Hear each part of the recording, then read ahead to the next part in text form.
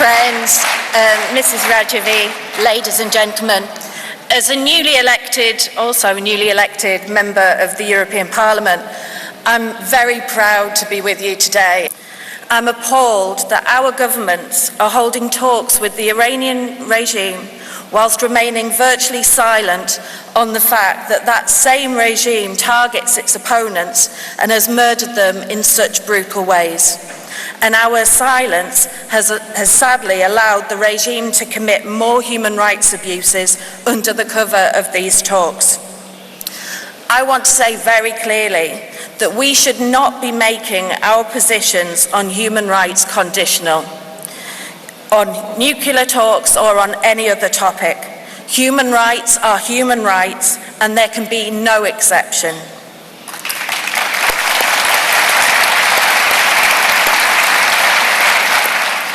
While remembering those who've been killed, I must say a word about what's going on today in Camp Liberty, and I know you're watching us.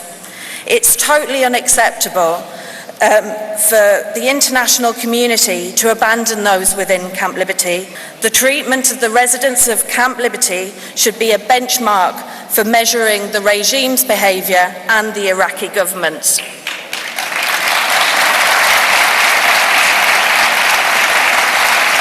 I respect the Iranian people's desire for a fundamental change of regime.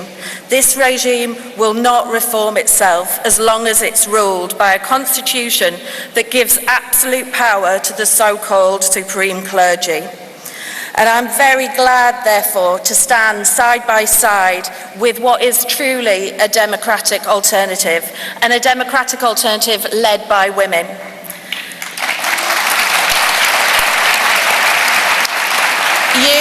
You, Madame Rajvi, and all of you in this room are giving the chance to the international community to adopt a decent position on Iran by standing firm against tyranny and supporting the National Council of Resistance for a democratic and secular government.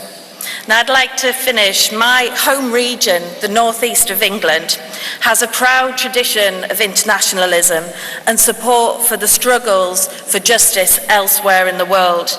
We supported those fighting for justice in the Spanish Civil War, to the anti-apartheid movement and through the civil rights movement.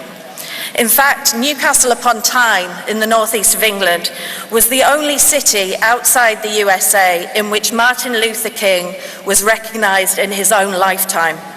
So I'd like to end today by quoting that great man, although he's already been quoted today, I know, when he said that the arc of history bends towards justice.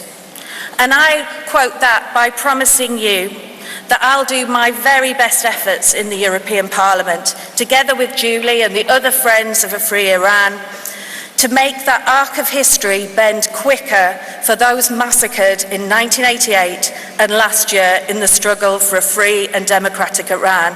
I stand in solidarity with you today. I stand as a sister of Ashraf.